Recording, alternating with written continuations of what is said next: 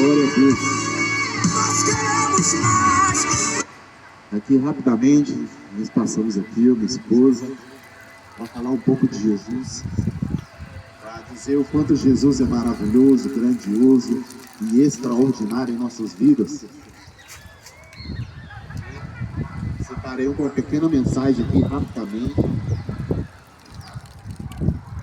Lucas 15, filho pródigo, uma das passagens mais conhecidas da Bíblia.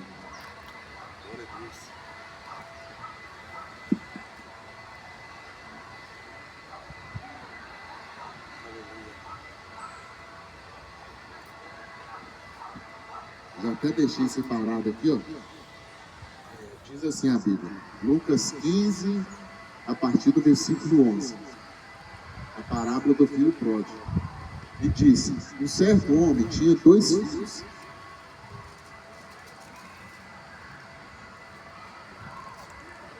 Um certo homem tinha 2 filhos, e o mais moço deles disse ao pai, dá-me a parte da fazenda que me pertence. E ele repartiu a fazenda. E poucos dias depois, o mais novo... Esse ventinho está atrapalhando, né? E poucos dias depois, o mais novo, ajuntando tudo, partiu para uma terra longamente.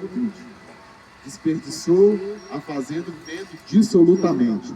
E havendo ele gastado tudo que houve naquela terra, uma grande fome começou a padecer necessidade.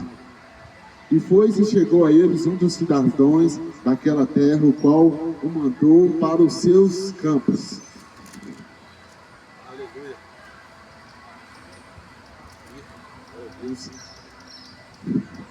E foi chegando um dos cidadãos daquela terra, a qual mandou os seus campos apacentar os porcos.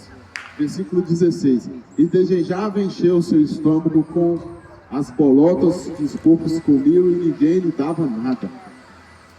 Isso aqui já é uma pequena tradução aqui, né? Porque eu entendo que naquela época, naquele momento, Jesus trazendo uma parábola quando ele estava indo em direção à terra de Jerusalém, aonde Jesus passava, aonde Jesus parava, ele começava a falar da grandeza dele, e ele começou a falar dessa parábola que está lá em Lucas 15.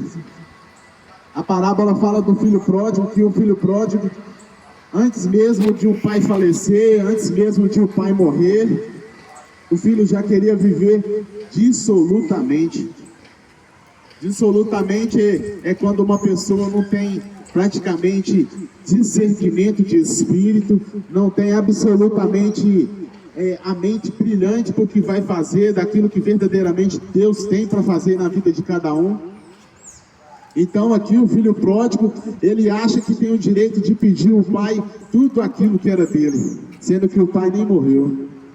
E quando o pai ali, pelo fato de o pai ter um coração enorme, sem ser o tempo, sem ser a hora certa, eu vejo isso trazendo pelo dia de hoje, quantas pessoas estão na igreja, clamando Jesus, pedindo Jesus coisas, pedindo Jesus um montão de bens materiais, uma conta recheada, uma conta, ou até mesmo um emprego turbinado, uma conta extraordinária, mas eu venho te dizer que não é assim que as coisas funcionam, porque se você não tiver o discernimento de espírito, não tiver a sabedoria que vem do alto, automaticamente aquilo que Deus te dá, aquilo que Deus colocar na sua mão, se você não tiver a sensibilidade e a sensação do Espírito Santo bradando no seu coração para te dar entendimento e o discernimento das coisas, automaticamente aquilo que era bênção na nossa vida vai se tornar maldição. Então eu venho te convidar, continue chamando a presença de Deus, chama a presença de Deus para mudar a sua vida, mudar a sua história. E aqui o filho pródigo, quando automaticamente, quando ele pega ali tudo aquilo que o pai deu ele, aqui ó, no versículo 17, e caindo em si. Aliás, ele caiu em si, lá na fazenda do pai dele. Depois que ele viveu dissolutamente, com as coisas do mundo, com as coisas erradas, eu venho te dizer que não é assim que as coisas funcionam. Porque se você acha que quando você tem a melhor casa, você pode ter o melhor emprego, você pode ter uma conta recheada de dinheiro, mas eu também venho te dizer que nada disso importa para Jesus. Porque se você não tiver um coração voltado para Jesus, eu vou falar a sinceridade com você, porque se você não tiver o coração voltado para Jesus, não tiver Jesus na sua vida, você pode ter todas essas coisas. Se Jesus voltar, você vai ficar. A verdade é essa, porque essas coisas não têm nada a ver com Jesus. A partir de 2,49 a unidade. E no Hortifruti temos batata inglesa por 2,99 o quilo. Aqui, pessoal, vou voltar um pouquinho no versículo 13, diz assim, ó: e poucos dias depois, o filho mais novo partiu, ajuntou toda a terra e desperdiçou a sua vida vivendo dissolutamente. Amém? Olha só para você ver. Então, para mim entender aqui, ó, voltei um pouquinho lá para o versículo 13. E quando Jesus passava ali, essa pequena parábola sobre o filho pródigo aqui, às vezes eu e você queremos ir para a igreja e pedir a Deus tudo e qualquer coisa. E quando Deus te dá, a primeira coisa que você faz é abrir mão, sair da igreja, sair do seu ministério, sair da onde Deus te colocou. Eu venho te dizer que muito cuidado com aquilo que você pede a Deus. Muito cuidado para que aquilo que você pede, quando você receber, não virar maldição, ou até mesmo atrapalhar você na sua caminhada com Cristo, ou atrapalhar você no seu ministério, na sua igreja.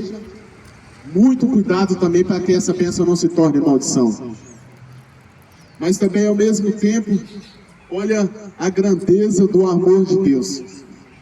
Aqui, essa pequena parábola que Jesus passava ali, falando de tudo, eu vejo esse pai como Jesus Cristo. Porque aqui ele já, depois de ter vivido tudo aquilo que ele viveu, diz ele da melhor maneira do mundo que eles acham que é. Eu venho te dizer que não é o seu carro, não é a sua casa, mais uma vez, nada disso importa para Jesus, porque se você não tiver uma vida e um coração voltado para Ele, nada disso importa. E o certo é que Deus é a solução de tudo. Deus é a fonte de todas as coisas. Deus é a fonte de tudo que a gente precisa, almeja, precisamos e desejamos todos os dias da nossa vida.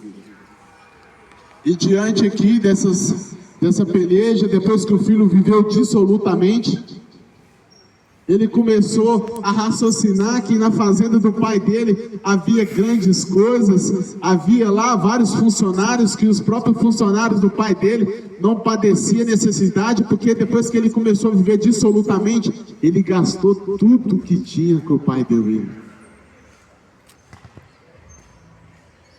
E já pensou se o pai dele rejeitasse ele? Ou até mesmo desprezasse ele? Um pouco mais à frente, quando você começar aí a parábola do filho pródigo, eu queria te convidar que você lesse aí na sua casa. Lucas 15, a partir do versículo 11 até o 32, fala do filho pródigo. E ali, quando o filho viveu dissolutamente, gastou tudo que tinha, e o pai automaticamente, quando ele começa a raciocinar, poxa, na fazenda do meu pai tem vários trabalhadores, tem várias pessoas lá que não passam necessidade.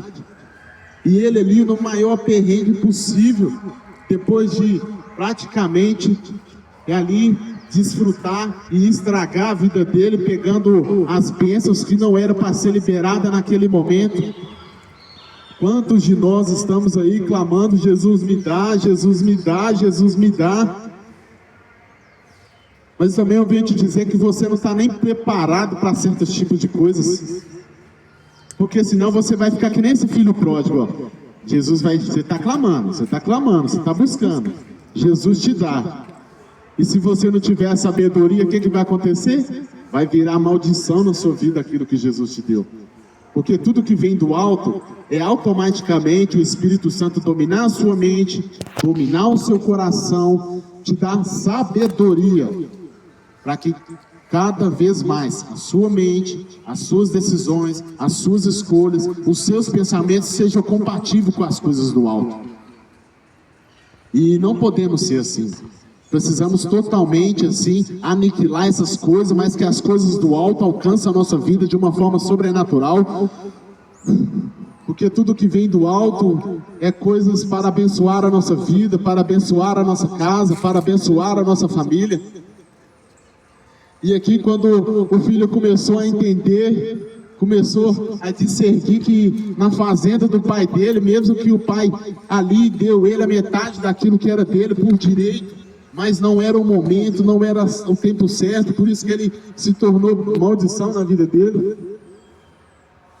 E ali, por falta de muita sabedoria, ele viveu dissolutamente e totalmente errado. Mas sabe o que é o mais legal? É que quando ele começa a reconhecer que lá na casa do pai dele tem a melhor casa, tem a melhor moradia, tem o melhor abrigo, tem o pai sempre de coração aberto esperando cada um de nós todos os dias. E ele começa a reconhecer isso e entender que Jesus é a fonte de tudo e de todas as coisas. E nunca há de existir, eu vou falar aqui, ó, pessoal, nome de Jesus. Jesus Cristo é a fonte de tudo. Deus é a solução.